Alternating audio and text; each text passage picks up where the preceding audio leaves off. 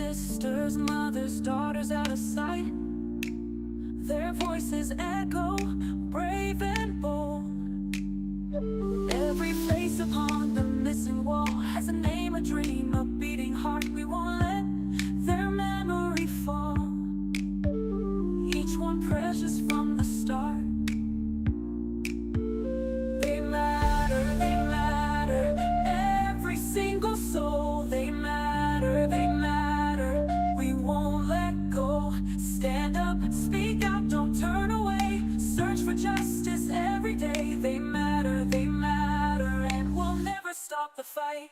They matter, every single soul. They matter, we won't let go. Stand up, speak out, don't turn away. Search for justice every day. They matter, and we'll never stop the fight. Indigenous people, strong and free. Women, men, and children too. Your lives have meaning, you belong. We hear your voices call.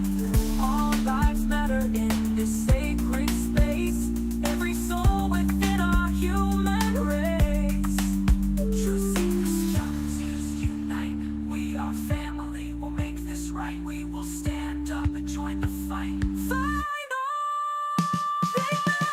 They matter, every single soul. They matter, we won't let go. Stand together, search as one, until every case is done. They matter, and love will light the way. Red dresses dancing in the light, reminding us to never give up the fight. We all matter, we all matter, we all matter. One human family, standing together.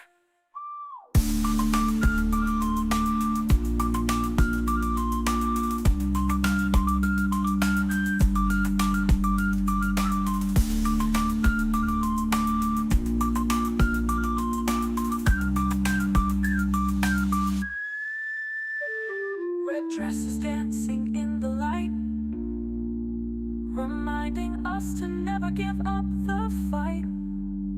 We all matter, we all matter, we all matter. One human family, standing together.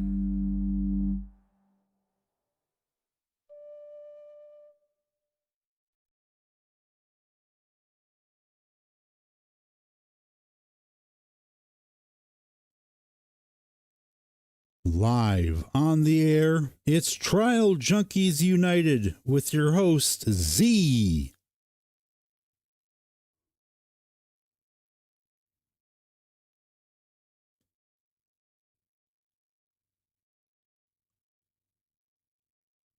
Doc is riding shotgun tonight as we navigate the darkness where the predators hunt, the system fails, and we're going to shine the light on the forgotten stories society wants us to leave buried. Buckle up, the path ahead is going to be bumpy. We're going to take you through another section of the nightmare they call the justice system. But tonight is special because we have a special guest, Lissa Yellowbird Chase, and she's known throughout Indian country as the person to call when someone seems lost. I heard about Lissa years ago. There's a book that's been written about her called Yellowbird. There's been articles and I've seen interviews, and I've always wanted to meet her. And I reached out to her, and she actually answered. And she's an incredible person who searches for missing people. And so we're going to talk to her and see how everything goes and works in Indian country, because this woman is obsessive when it comes to her mission and fearless, and she has a great heart. So welcome, Lissa Yellowbird Chase. Thank you for coming on. Thank you for having me. My first question is, I know with your scouts that you started your organization. Can you tell us how you got that started? Well, let's see. We had done some we actually did a middle of winter rescue with me and a bunch of teenagers, preteens. And a little girl got lost in a blizzard Oh no. in Fargo, North Dakota, and the wind chill was minus 40 or so. Oh, wow. And so here's about the responsibility of caretakers.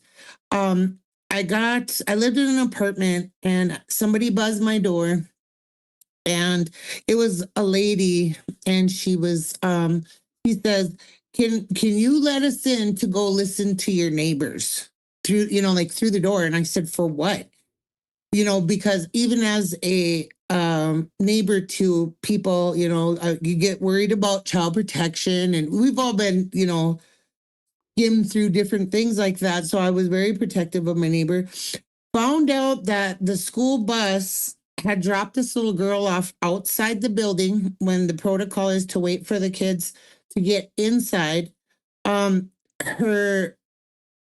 She was supposed to be dropped off at daycare, but she manipulated her teacher into letting her go to her grandma's house, I guess, quote unquote. Right. And what happened was, once they dropped her off in this blizzard, they realized they had been manipulated. Well, she couldn't reach the buzzers to get in. Oh man. And so she left the building and proceeded to walk through a busy Fargo in like a very high traffic area. And she made it about a half a mile. But when this principal, it turned out to be the principal. It wasn't a child protection, because I was like, you need to talk to me. It's 40, it's minus 40 out.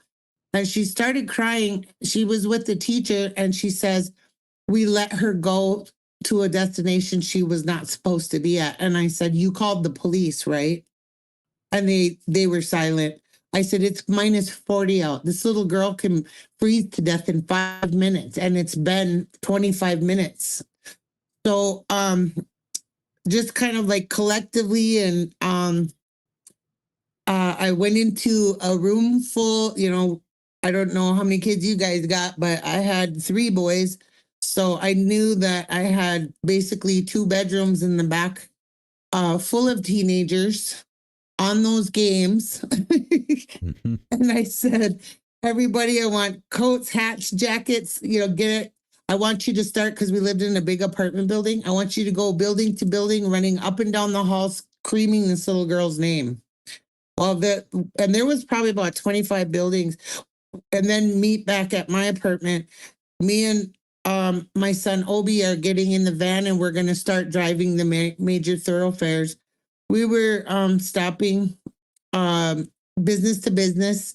And just then my son says, Mom, purple jacket. We look down into this underpass, and this little girl is walking up the sides of the underpass to get under like the bridge area to try and get out of the cold. Oh man. And she was hypothermic, and we found her. So if she would have got up to the top of that bridge, You she might would not have, have seen her. we might not have found her to this day, even, because there's little pockets back there that people, if she would have got up there and fell off the back, she would have been stuck back there.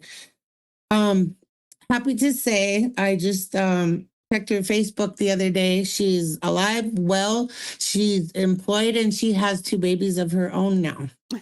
Wow. So And I that's bet kind she of how makes. that started. Do you think she probably checks where her babies are?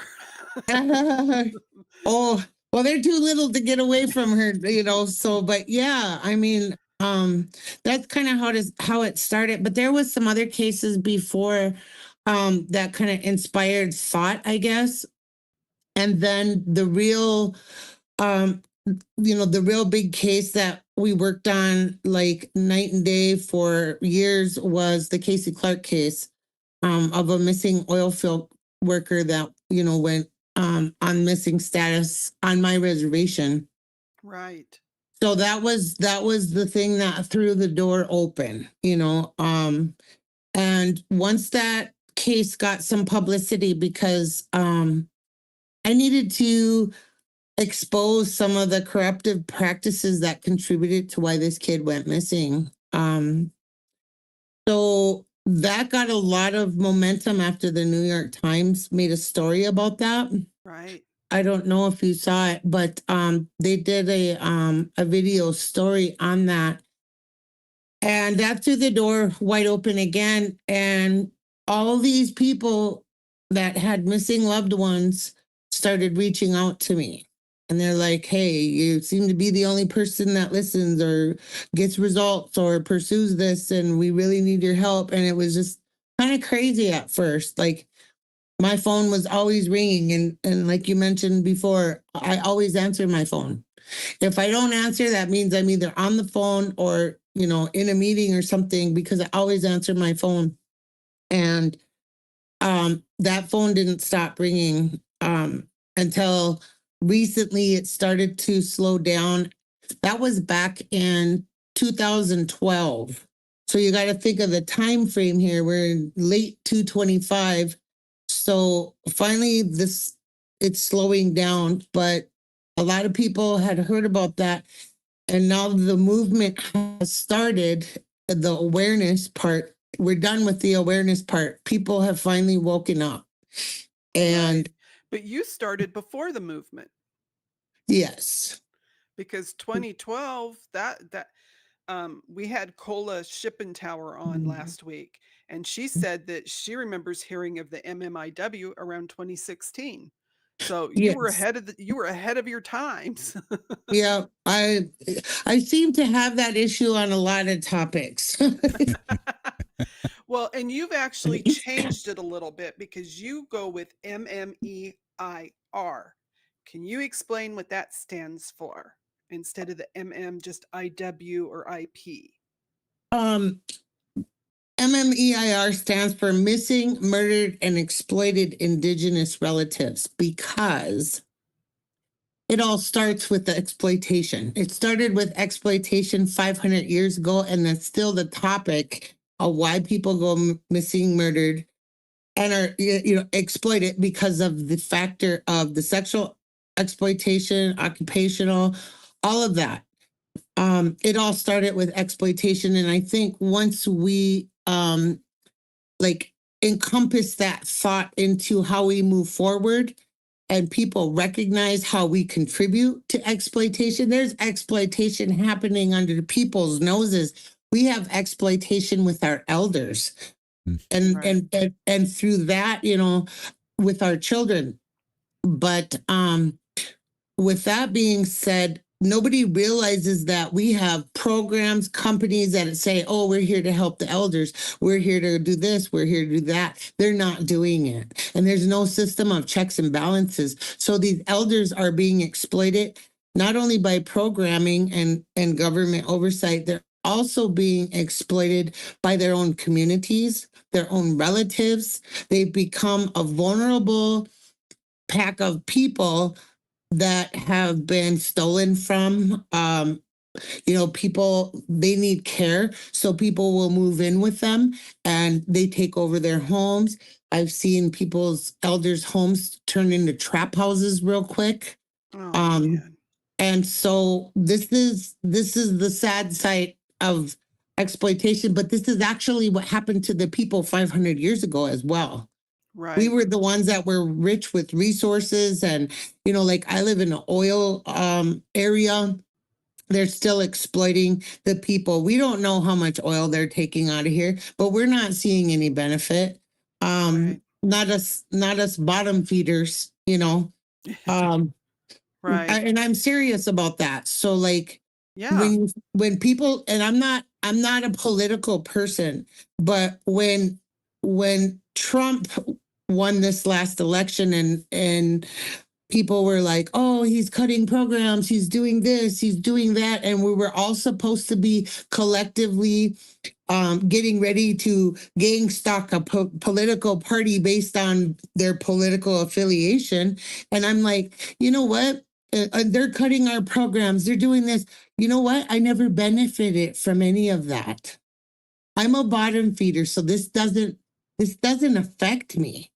So on the political side of it, how can I have any effects of something I never benefited from? Right. And that's part of exploitation as well. You say you have these programs, then how come the people that these programs are designed for are not benefiting from these programs? Instead, they're taking advantage. Yeah. And on the program side, the political side, and the service side, there's Right. no service going to the people who need it. So exploitation is the biggest. Foster kids, Right. that's another form of exploitation. The state benefits, the foster care parents benefit. Well, they could be taking that money and rebuilding what has happened. So when the government came in and they just start removing kids, they took us like we were cattle, and they started putting us in boarding schools. And when the boarding schools, faded away, then it's institutions and foster care. Everybody's got this dollar flow floating around this kid, except the people who need it.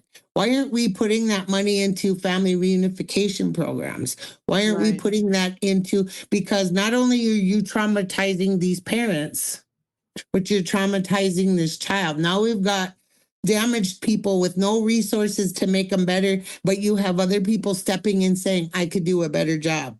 Well, then the kid turns 18 and they're out in the streets, and the whole cycle starts over again.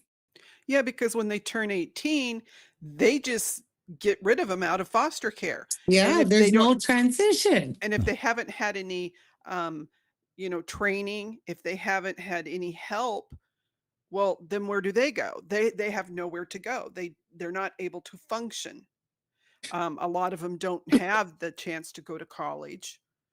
Right. So, or any schooling. I mean, college isn't the only answer. Trade schools are actually probably better than college these days, sadly.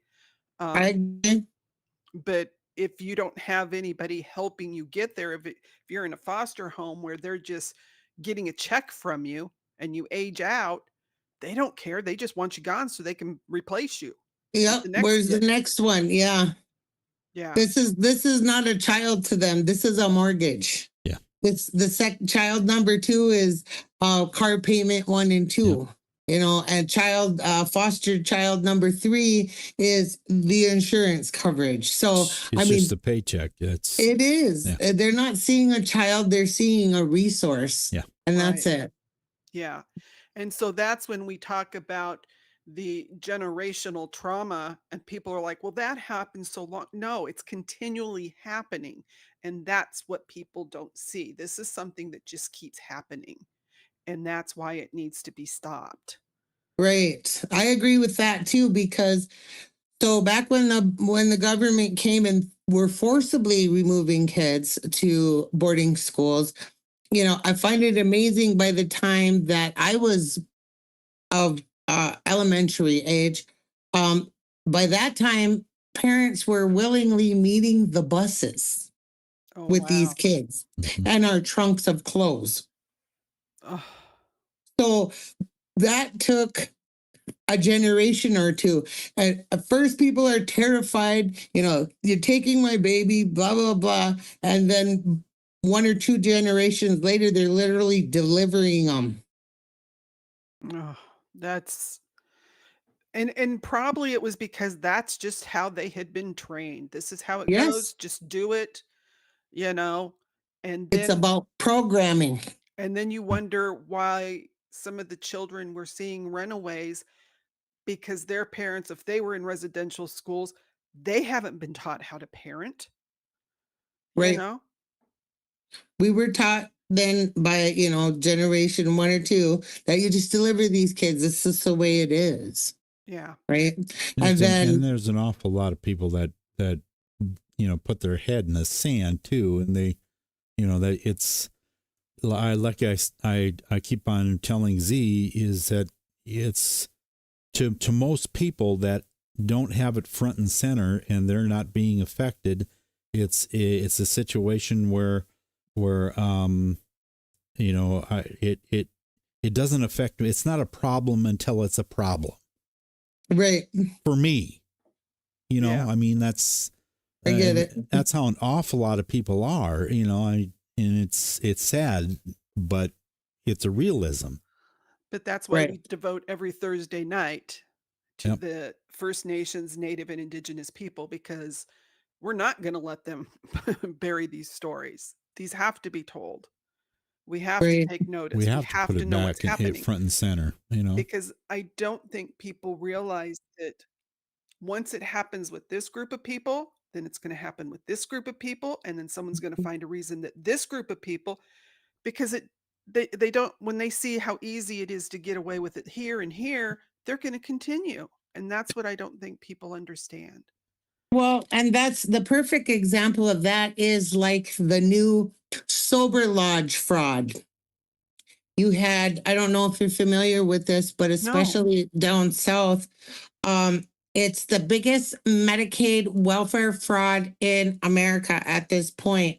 And what happened was, and it started a few years ago, is non-qualified people started applying for Medicaid services as providers, and they started building these sober lodges, and they turn around and they could charge Medicaid, you know, $1,400 to $1,700 a day, depending on the person's issues, Right. for rehab, you know, like for care.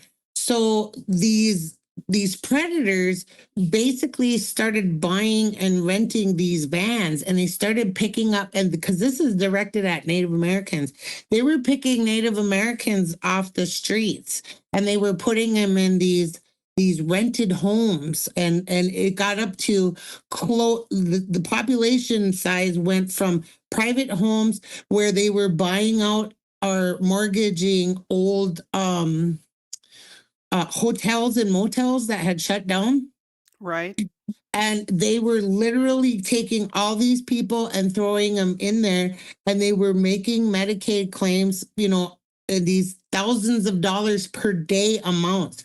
They had one of the workers told me they had a 3-year-old and a 7-year-old, say example, and a 9-year-old, and they're both parents who were all listed in the Medicaid as being in a rehab program.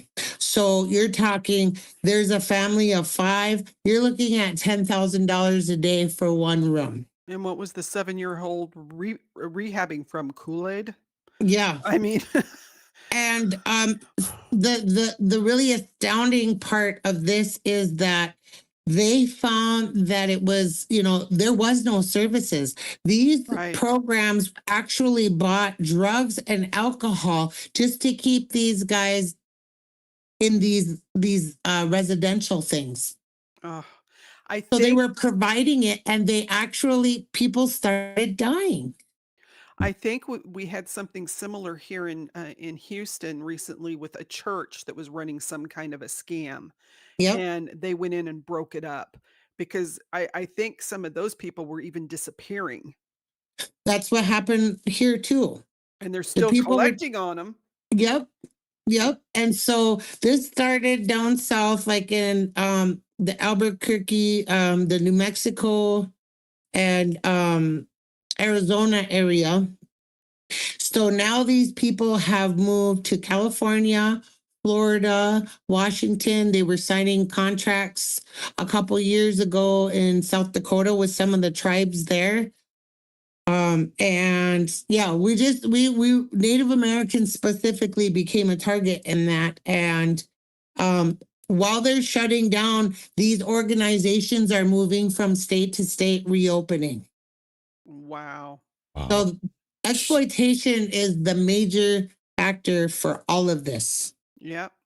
Well, and I can see why the MMEIR because it covers everything. It covers everybody, because you taught, that was one thing you have taught me, is it's not just the women and girls, it's the men and the boys. And I've shared the stats with our audience that there are more men and boys that are missing Yes. than the women and girls. Yes. It does seem like the girls and the women get most of the posters, you know, Well, but I'll tell you a lot of the reason why that happens is a lot of the women that, you know, do go missing, a lot of them are moms. Right. A lot of the benefits come in their name, even if Okay. family has them. So come the next first of the month or whatever, where's the mom? Because this has to be claimed, but she has to do the claiming, or she's got the card or whatever, and these kids need to be. Okay. So that was a big indicator of the more prompt reception of, hey, this person might be missing. A lot of the dads are not considered head of household per government regulation on as far as welfare status. You know what I mean? Right. So when the kids needed, a lot of things, or hey, where's the mom? Well, then they start looking for the mom. And that's how they would find out that something was amiss. Right. Well, I know there's been many cases when I've called you up and you have taken my call, thankfully.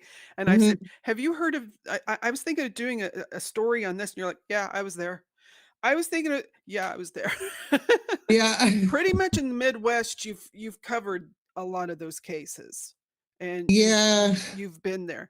Now, 6 years ago today, you had your two most loyal companions were born, and you have got well, they adopted you, if I got the story correct, and Yep. are now helping you, Yes. your furry companions. Yep. That's Gada and Bado. And can you tell our audience what that means? Gada means yellow and Arikara, and here they come. They say, "Did you call?" And Bado, it means red in our language. When I got them, I asked them. I said, "What are their names?" And they said, "We just call them red and yellow because they are full brothers from the same litter, but one's red and one's yellow. One presents as a field golden, and the other one presents as a show golden, but he identifies as a field golden." All right, that's enough. Go lay down. Go lay down. He's like, but I need a hug after that one. And they're cadaver dogs. Yep, they're both HRD cadaver dogs. They're also trained to be, I'm gonna make this personal. I'm gonna show you my vulnerabilities. They're also my personal service dog. One is my psychiatric personal dog, and the other is medical. And so they're pretty smart. Bado can tell you if your heart rate changes. He can tell you if you got high blood pressure, low blood pressure, high sugar, low sugar. Gada could tell you if you're having any UTIs, even though he's not supposed to be medical.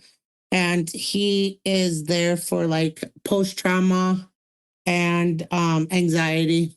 And I being a neurodivergent person myself, even at my age, and I'm okay with it, but emotional work, even as a neurodivergent person, you are prone to meltdowns when you are overstimulated. Oh, yeah. Ever since I've had these dogs, I haven't had one episode. So, with some of the other medical that I have, they will let me know. I am also diagnosed with RA. I'm stage 4. And when I have a really bad flare up, and you get so confused, like, and in the pain, that sometimes you question yourself, like, am I just having a bad day? Or, and they let me know what's going on. So we've made a really good pack team. Yes.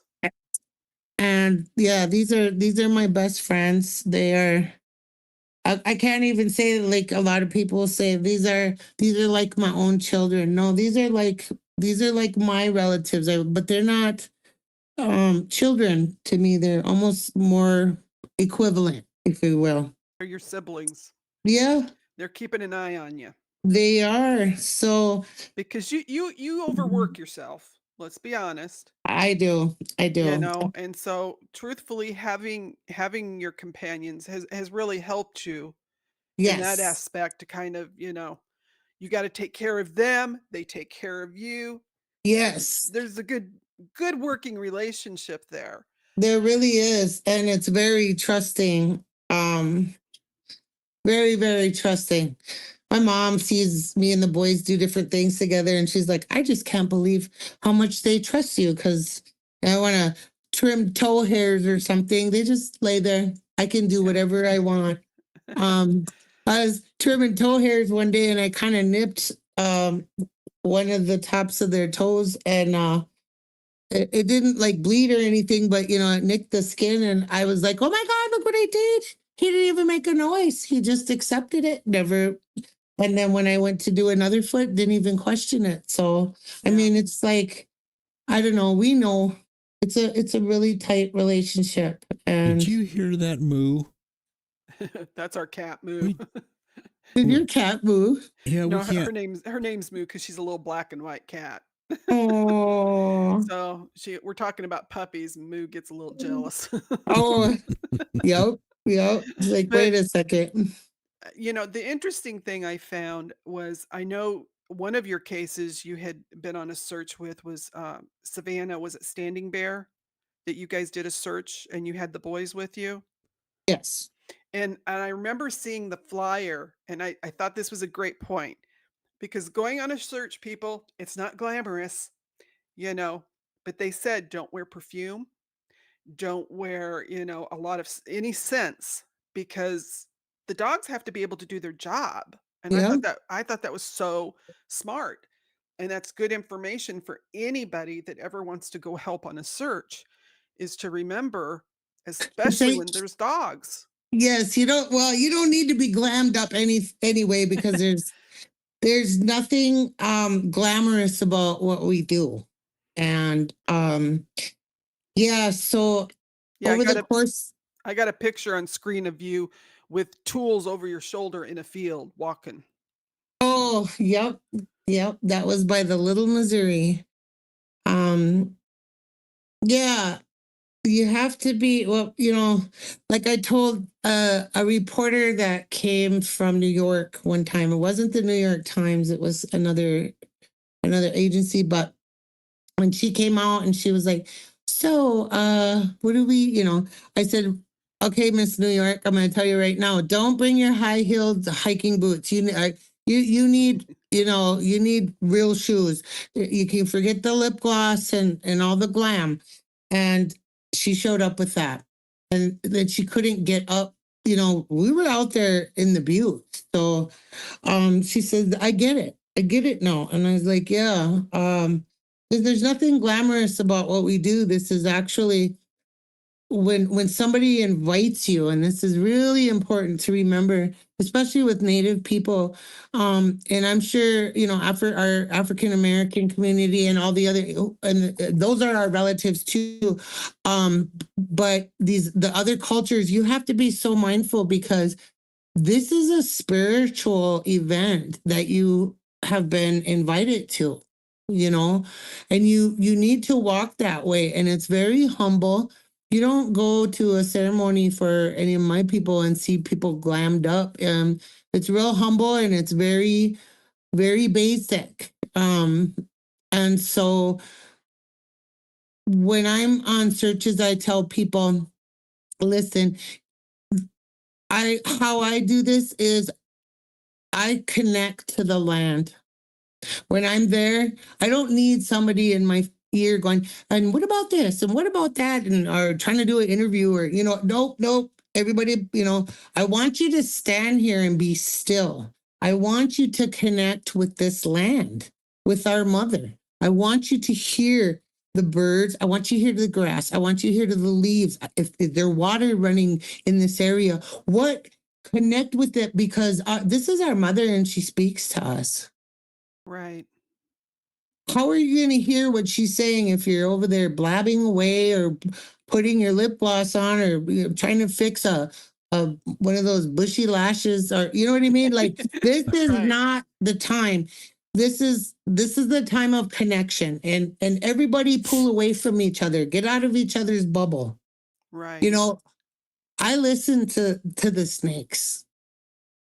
One of our recoveries in South Dakota, um, I ran into a rattlesnake. Me and Badeau did, and it curled up on us. It coiled up on us, and um, me and him, did a back roll, and then we got up and saw it slither away. And on the radio, I said, "Somebody come pick us up." At that point, everyone was like, it's 102 degrees. Everybody's sweaty. And 90% of the people already left. There's just a handful of us left. We need, maybe we should just call it a day. And I said, this is the sacrifice part. If you guys want to go eat, because everyone was hungry. They wanted, water and drinks and stuff or whatever. And I said, this is the important part right here is, okay, this was a distraction. This was a notice. Like me and Badeau spoke to that slithery one as it went away. And I said, this is not the time to get in the car and take off. Let's go across the road. Let's go on that side, because for me, this is a sign. This is a sign. They picked us up, took us back up to the top on the road. Me and Badeau we got off on the other side, and I just listened to my spirit. And there was a huge ravine. Like I was like, holy cow, I'm never going to make it down there. And kind of getting a little, still kind of a little emotionally, jarred from seeing this big rattlesnake. But having that faith, and normally we don't let dogs off lead. But something told me, and I listened. I let him get off lead, and I would say within 5 minutes, he found the person we were looking for. Oh, good boy. And they had been out there at least 3 or 4 times searching that area, and nobody found him. So I know that these dogs are connected too, and I watched the behavior afterwards, and Badeau was the one that did the find that time. And they go through an emotional, I took a picture and I posted it, and I was like, this guy, you can tell, look at his face. Like he knows exactly what happened, and so he's proud of what he's done, but he also realizes that it's not a good outcome. Well, and he realized that this is a life, right?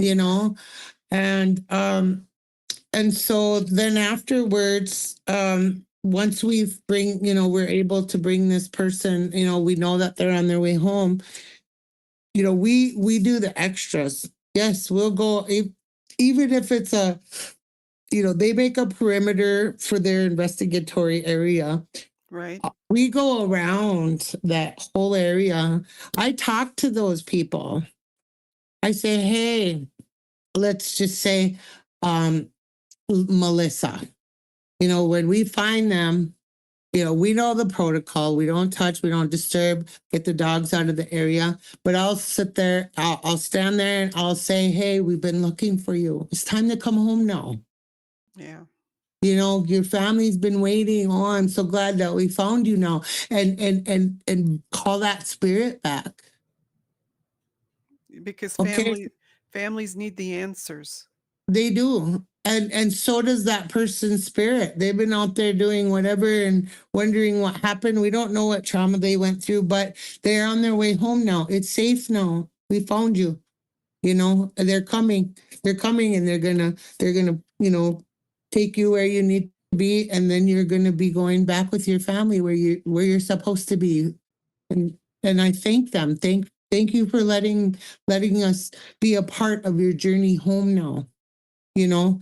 Whether or not they're alive, they're still people, and they still have a spirit, and it's still our responsibility to do the whole circle of recognizing who that person was, even on a spiritual level.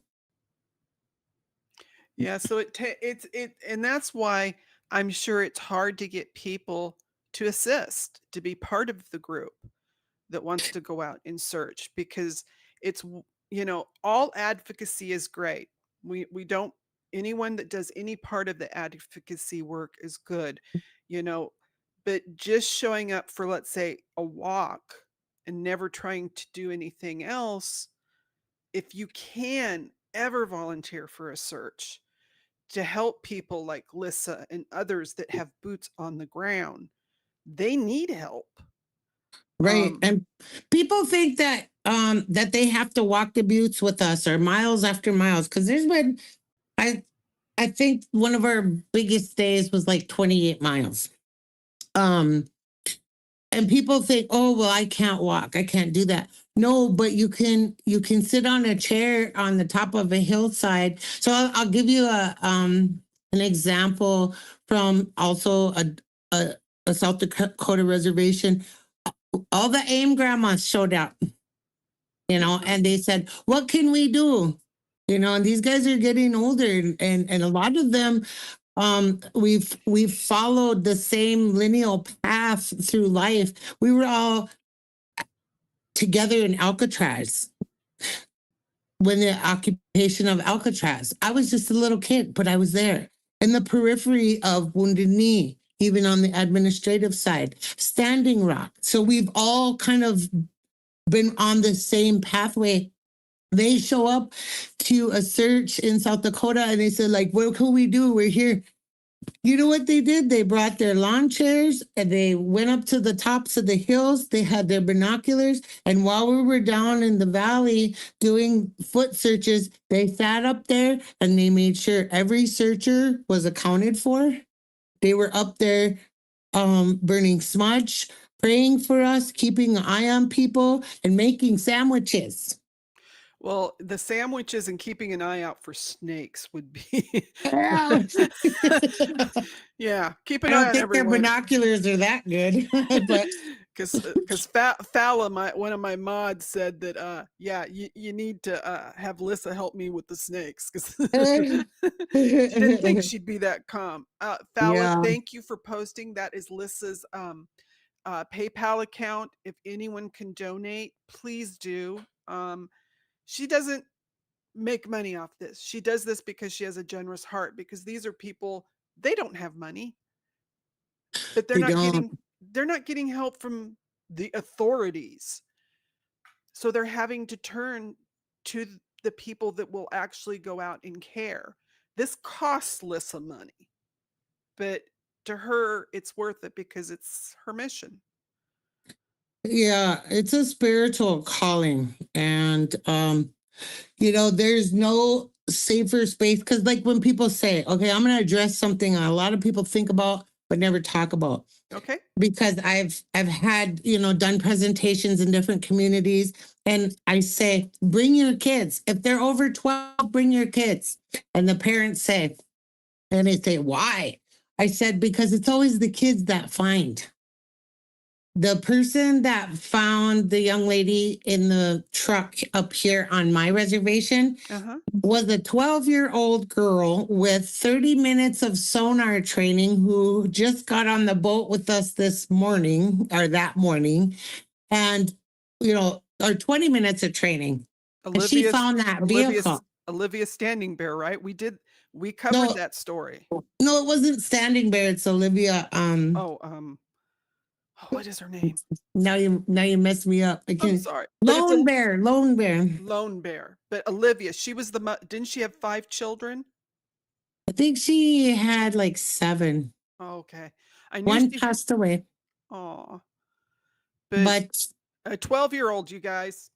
A 12-year-old. And so the parents say, well, but what if they find things? Well, that's the point. Okay. Yeah. And so I want to say this, and I hope that the lady, there was a thing on Facebook today about a Native woman who had stopped at an accident, and she held this 9-year-old child who was deceased while they ran all the other kids to the hospital. And she was a Native lady. And I reposted it from you. Okay. So, well, I don't know, but that lady was located 22 minutes after my post. And through the network, like this network, right? Yes. her aunt says, or her a prayer group says, yeah, I know her aunt. I just sent this to her and to let her know. But here's the thing, and this is the thing for that lady too, for any of the kids, any of the searchers, anything. So there's two times in your life when you're the most vulnerable. Right? Okay. There's the time when you're born, and for sure your mom's there. At the very minimum, your mom's there when you're born. The other vulnerable time is when your spirit and your physical body is done in this realm. Those are the two most vulnerable times of your life. And you never really get to pick and choose, but your spirit does who's with you during those times, right? So when we had the young lady that went, the young pregnant mom that went missing in Fargo, there was over 500 searchers on days out there. Okay. But she chose that one person. So when that person's spirit chose that searcher or that person that was trying to help, when they choose that person, that is not trauma. That's some, I don't know what they call that. That's, and pardon me for saying this, but you know me, I talk it like it is. That's some white people stuff. Like they have to say, oh, this is traumatic, this is so this and that. In our way, those two vulnerable times, if that spirit chose you out of all those people to reveal themselves in the most vulnerable way, that's Is a privilege. that's a warrior status. Yeah. That Well, and person's spirit chose you out of all those people, just like that little girl that was with us with 20 minutes of training. I think my favorite part of that story was when her father thought he was going to drop her off and you told him to get his butt in the boat. Yeah. I just saw that guy today. Because if you guys don't know, Lissa is just a wilting little flower. She's very delicate and and dainty. No, she Yeah, tells it like it is. She told I him to get his know. butt in the boat. I said, no, you ain't bringing no child. Like, yeah, and the liability. You're not going to just drop your kid off in one of the biggest lakes. No, you're getting in the boat too. You didn't want to, but I mean, it proves it can be done.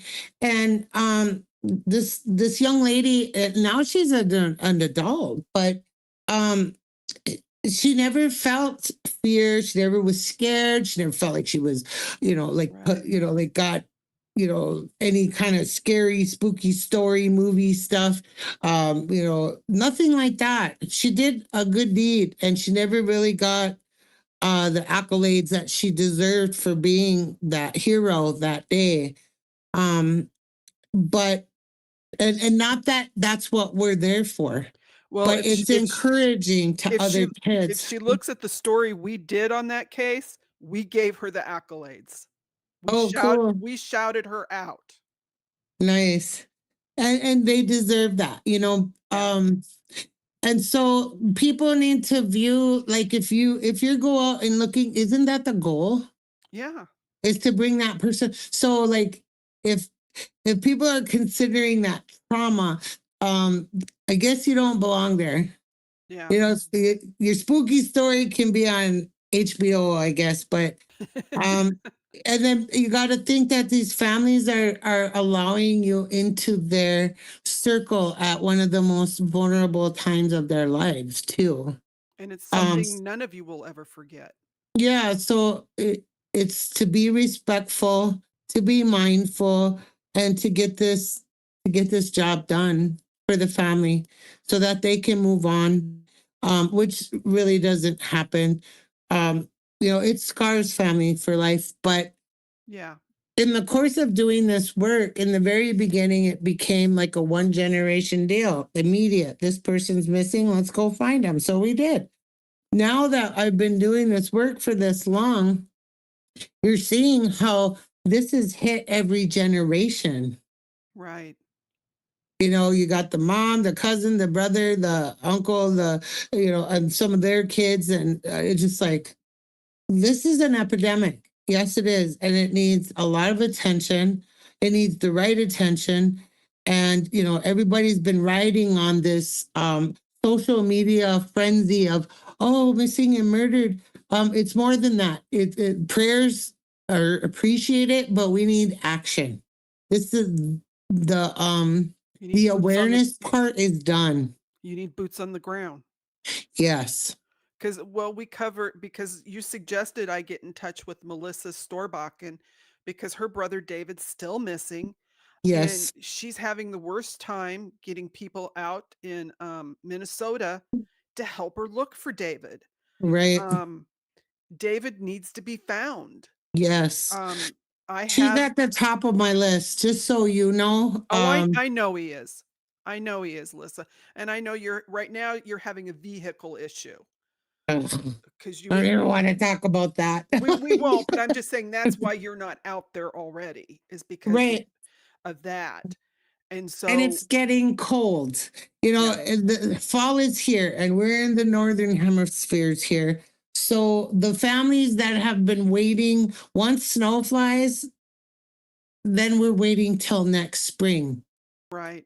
And then there's different circumstances. So we have a young boy that went missing in the middle part of Minnesota who was chased by the police, and he was on a motorcycle, and he ditched the cycle and went running into the woods and was never seen again. So Mhm. me and the boys went down, and the boys are indicating the swampy area down there. Um, but we were never able to get in. We were supposed to get in. Last fall was too late. Then we're working per environment of the area. Right. Last fall, um, we just kind of did a drive through just to see if there was any reason for us to come back. And now the family's doing their own thing, which is fine. But the dogs did show interest in the swampy area. But we didn't have the time and the resources at that time. But then come spring, well, then you're working with Mother Nature. All the spring runoff fills that pond. So that Right. you got to wait for the perfect time to be out there, which means you got to keep coming back. And it's the longevity of issues like that where people lose interest. Right. So, Yeah. It's like if they're not found quickly, then they're not ready to keep coming back. well, and that's it. Everybody wants to be the hero. Yeah. And I've had people come to searches and they're like, well, we know you found people before and you've done this and that. So, we want to be a part of that. Well, but you don't understand that this is my life. Yeah. I've done this, over 15 years now, 15, 20, if you count the other ones before Casey. And for you think about that times 365. Right. This is all day, every day for me. If I'm not out in the field, I'm on the phone. If I'm not on the phone, I'm doing podcasts or whatever I can to gather people's interests. Like, yes, we need your help. You don't have to be with me. Start your own group. Find a group. Do Right. something. Get dogs. Do this. Do that. These are all the things that help you be successful if your heart's really into it. Well, and I know that's one of your goals is you would like to see every reservation have their own dogs. Yes. And that's something, let's make the call out to all you young people that are living on the reservation that you're not sure what you want to do with your life. If you do have a love for animals and you do want to help your community, think of getting a hold of Lissa, asking her about what it takes to take care of dogs, to train dogs, because you can help your community. You're not going to get rich. You're not going to become an influencer, but you're going No, to matter. You're going to count and you're going to have a clean conscience. and you can make a difference in a family's life. Yeah. And another thing is, I don't think there's anybody on the reservations that hasn't been touched in some way, like you said, an uncle, an aunt, a sister, a mother, a grandparent has gone missing. Yes. So just remember how that felt and how you would have felt to have had someone come in and help your Right. family, Yep. you know? And any of you young people that are influencers from the First Nation or Native communities, see what you can do to help, even support people like Lissa so that they can continue to do the work. But they need help because I mean, like you told me that one time, sometimes you get a gas card, for helping Yep. the family because that's all the family can handle. They're not rolling in money. You know? Yeah, exactly. And most of them are, going through hardships from birth. Right. Really, Yes. we're in rural areas, and you start talking about reservation politics. It's who's going to get benefits from that. So you're already coming in on a downtime, and you need to be self-sufficient when you come too. But it has been nice, like you come and next thing you know, a tribal member steps up and says, hey, I don't have much, but here's a $50, $20. I don't care if it's a $2 gift card for some gas. It's the gesture more than anything for Right. me.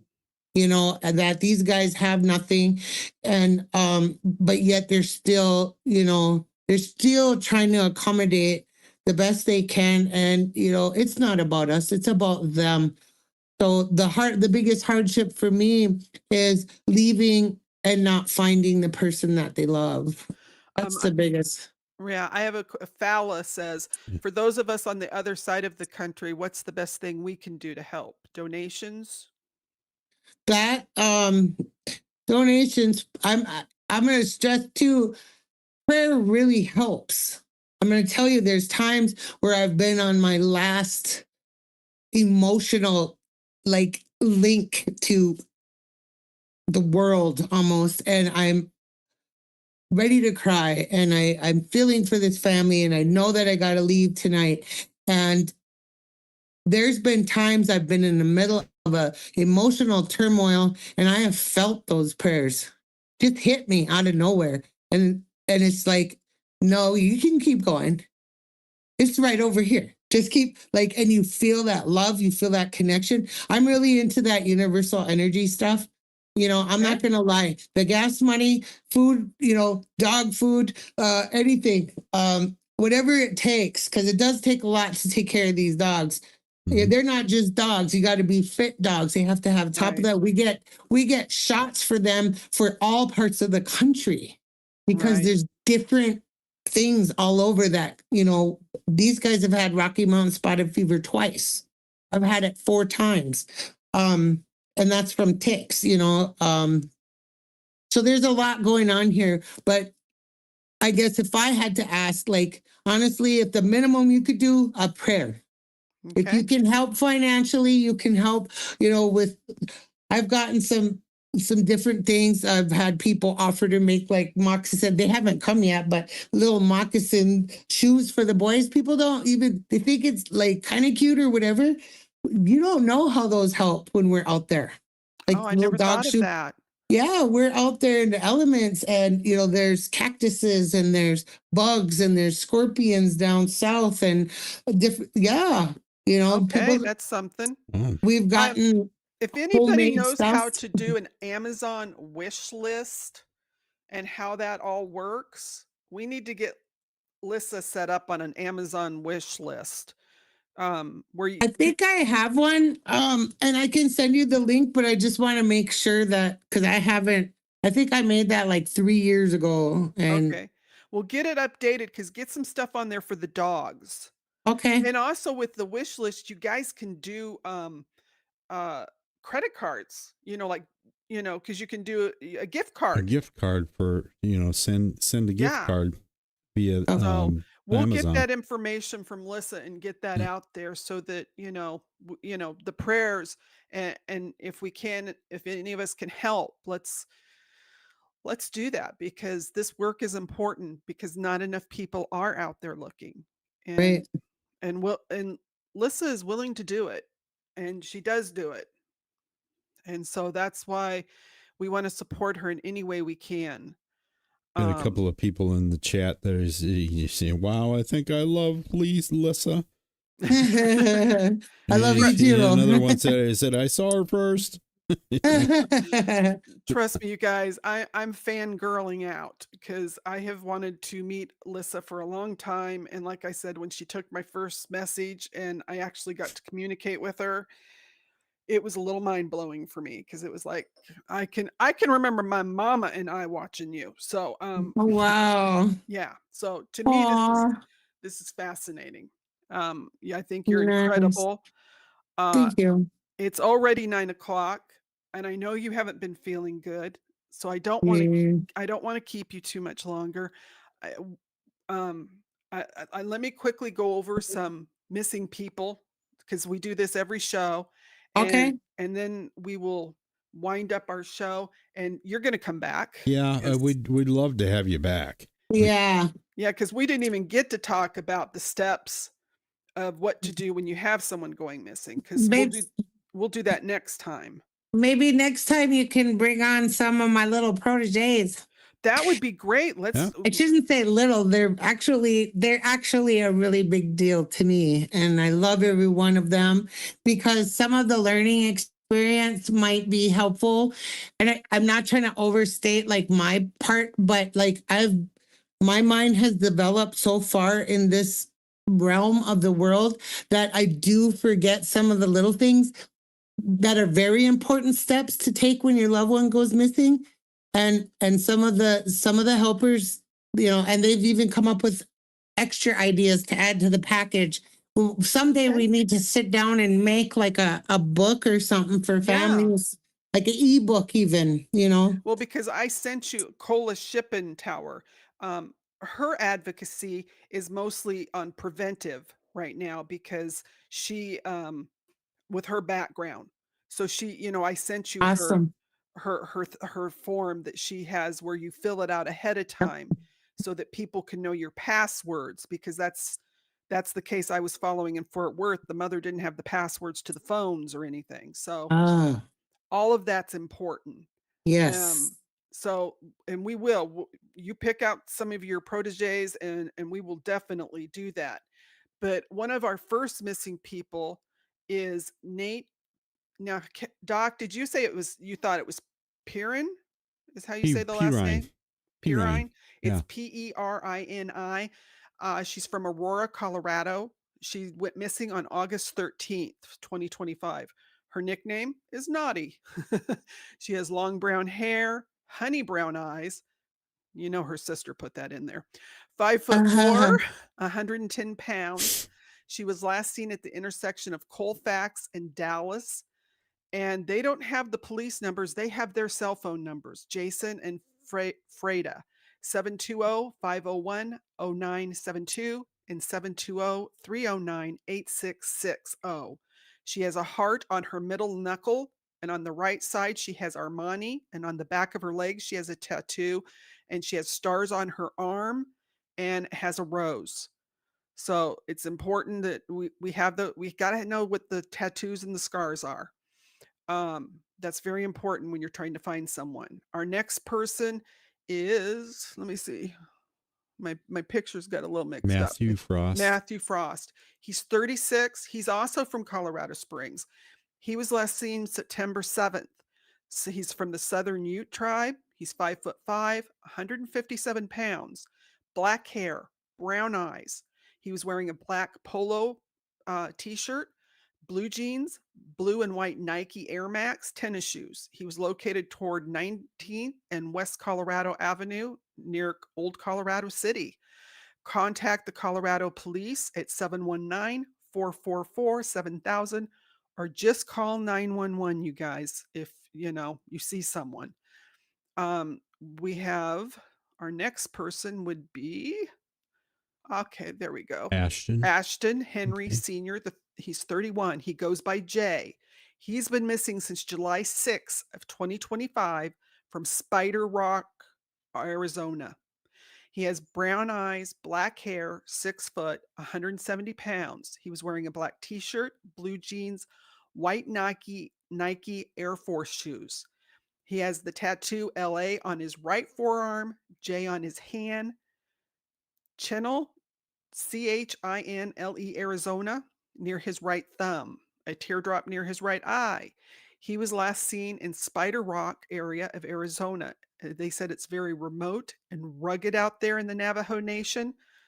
Could have had an accident. The Navajo Police Department, contact them at 928-674-2111 or call 911.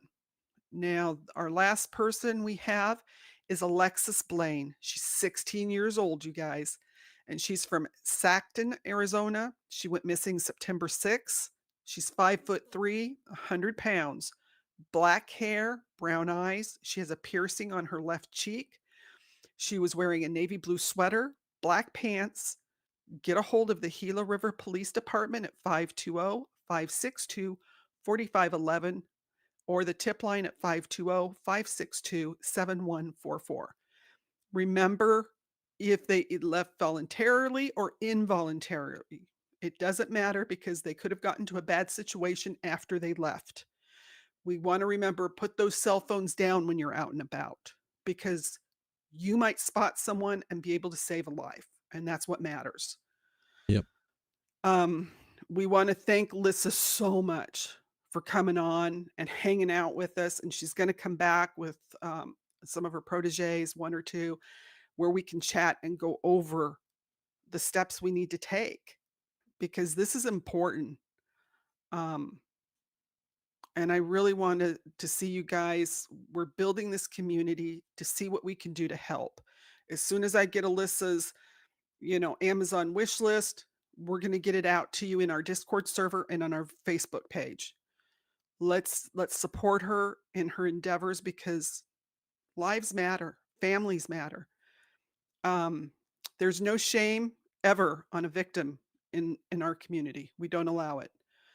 Until you walk in someone else's shoes, you don't know what they've been through.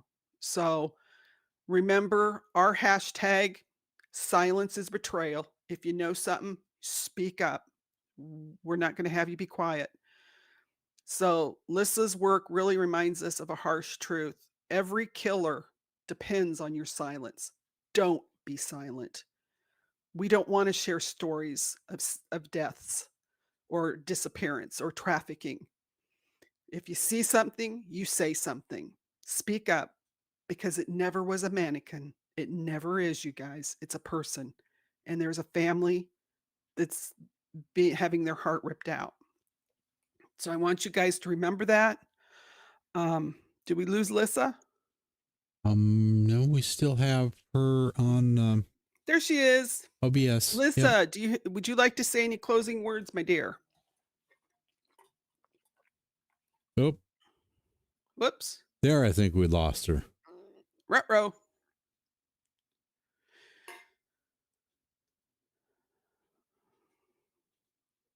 There she is. Okay. Any closing words, Lissa, for our group? Okay. We were having a little bathroom emergency, so we're outside now. Okay. Well, the pups needed to go. We understand. They were like, that's enough of the podcast. Any So last are we off now? Oops. any Nope. last words before we go off? Oh. Well, I'd just like to say thank you for having me, you guys. And yeah, I will be back. And Awesome. I'm building an army just like you are. Awesome. And if we can help you build the army, let us know. let's get to it because we got a lot of work to do. Okay. You heard it, everybody. We're going to help Lissa build an army. You're going to be part of that army. So join our Discord server, join Can our you hear me? Facebook, join her group. Yep. We Lissa, still hear you. Okay.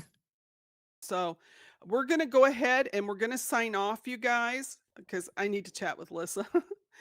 I'm her friend now. She doesn't know it, but I am. I like her so much. So until next time, you guys, you stay informed, you stay compassionate, you never stop seeking justice. This is Z, and my ride or die doc is with me. We're signing off tonight. So truth seekers, hang in there. Ciao.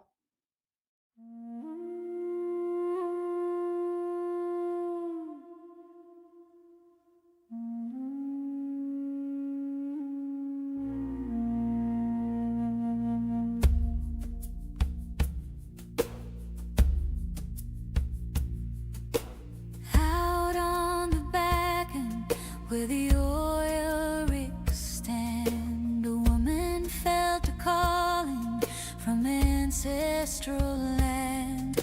Before hashtags trending, before voices were heard, she walked Mother Earth searching alone. The spirit spoke softly in a prison cell and said, listen,